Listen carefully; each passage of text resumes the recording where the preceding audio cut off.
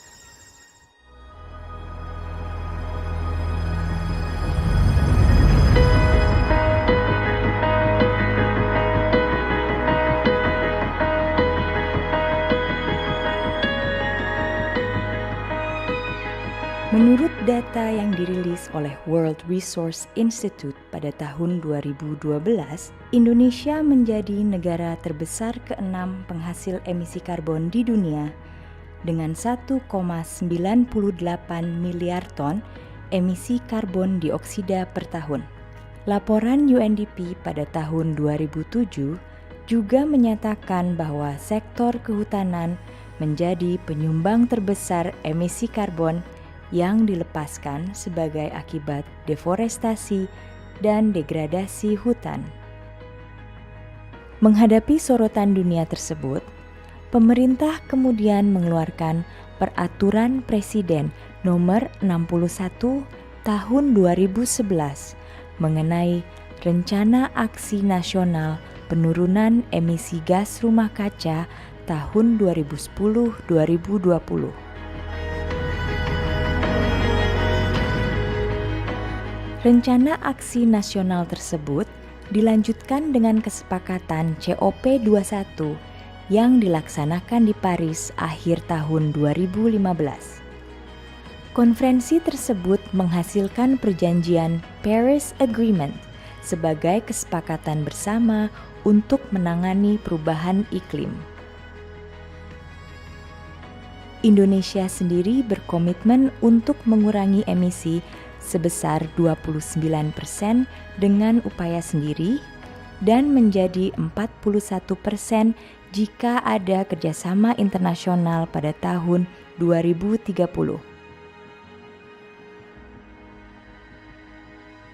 Pada rentan tahun 2009 sampai 2013, bisa dikatakan bahwa Indonesia kehilangan hutan seluas 1,13 juta hektar setiap tahunnya.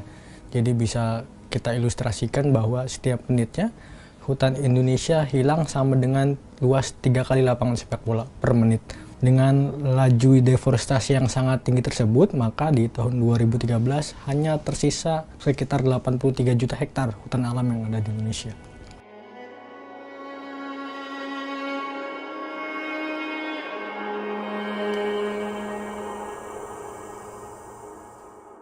Penyebab langsung deforestasi biasanya berkaitan dengan aktor yang melakukan deforestasi itu sendiri, seperti konversi hutan alam menjadi perkebunan kelapa sawit, konversi hutan alam menjadi hutan tanaman industri, aktivitas HPH, pertambangan, dan lain sebagainya.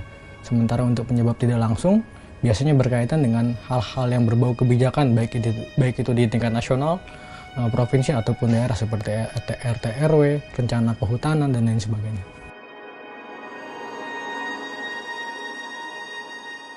Sumatera Utara, Kalimantan Timur, dan Maluku Utara merupakan 3 provinsi yang memiliki karakteristik berbeda terhadap hutan alamnya, mulai dari bentang geografis, lalu aksesibilitas, dan kondisi tekanannya terhadap deforestasi di ketiga provinsi tersebut.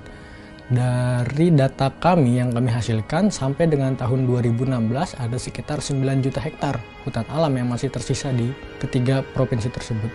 Luas hutan alam tersebut berkurang sekitar 700.000 hektar dibandingkan di tahun 2013.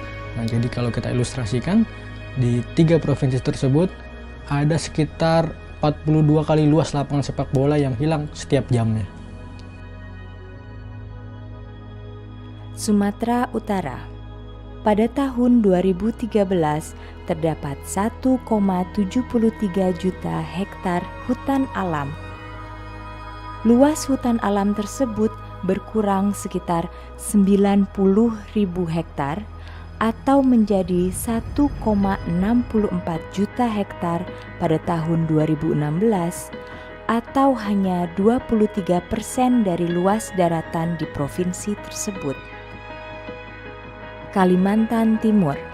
Selama periode tahun 2013 sampai 2016, tutupan hutan di Kalimantan Timur berkurang sekitar 472.000 hektar dari 6,37 juta hektar di tahun 2013 menjadi 5,89 juta hektar di tahun 2016.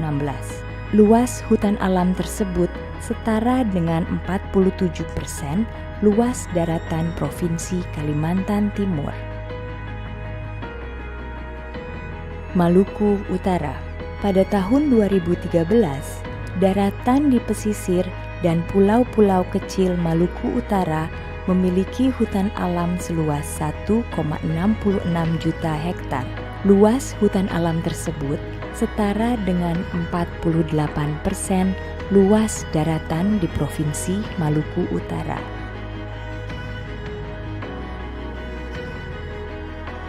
Hutan alam yang berada di dalam konsesi perizinan terus berkurang setiap tahunnya. 72% atau lebih dari 500.000 hektar deforestasi berada di dalam konsesi perizinan. Kehilangan hutan terbesar terjadi di dalam konsesi HPH seluas 83,8 ribu hektar, pertambangan 83,3 ribu hektar, kelapa sawit seluas 76 ribu hektar, dan HTI 37 ribu hektar. Sisanya ada 235 ribu hektar hutan alam yang hilang berada di dalam area tumpang tindih perizinan.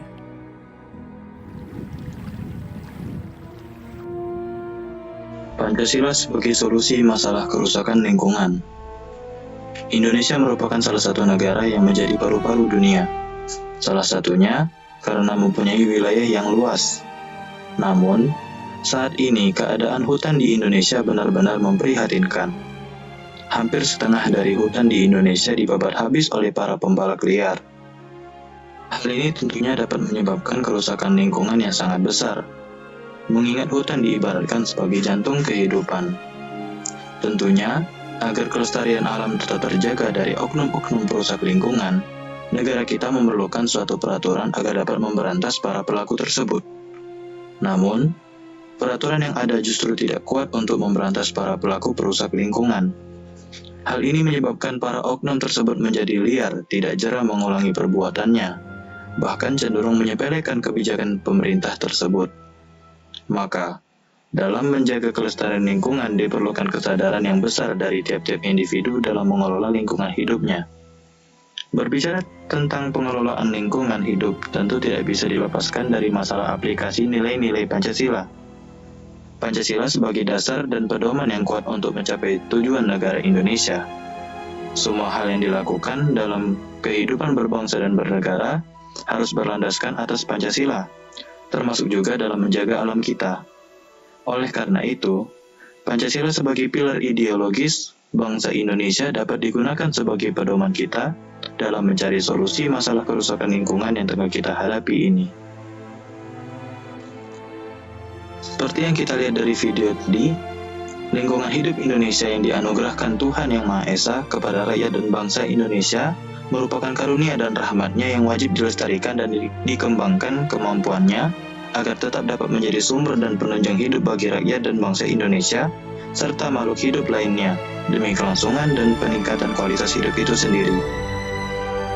Hal ini dapat dilihat dari sila kemanusiaan yang adil dan beradab, yang terkait dengan nilai-nilai peri kemanusiaan yang harus diperhatikan dalam kehidupan sehari-hari, yaitu pengakuan adanya harkat dan martabat manusia dengan segala hak dan kewajiban asasinya. Lalu perlakuan yang adil terhadap sesama manusia, terhadap diri sendiri, alam sekitar, dan terhadap Tuhan. Dan yang terakhir, manusia sebagai makhluk beradab atau berbudaya yang memiliki daya cipta, rasa, karsa, dan keyakinan. Penerapan, pengamalan, atau aplikasi sila dalam kehidupan sehari-hari dapat diwujudkan dalam bentuk kepedulian akan hak setiap orang untuk memperoleh lingkungan hidup yang baik dan sehat. Hak setiap orang untuk mendapatkan informasi lingkungan hidup yang berkaitan dengan peran dalam pengelolaan lingkungan hidup. Hak setiap orang untuk ikut serta dalam rangka pengelolaan lingkungan hidup yang sesuai dengan ketentuan hukum yang berlaku dan sebagainya. Oleh karena itu, kita, manusia, sebagai makhluk ciptaan Tuhan, wajib menjaga kelestarian lingkungan yang ada di sekitar kita. Sekian penjelasan dari saya, lebih dan kurangnya saya mohon maaf. Terima kasih. Wabillahi taufiq wal hidayah. Wassalamualaikum warahmatullahi wabarakatuh.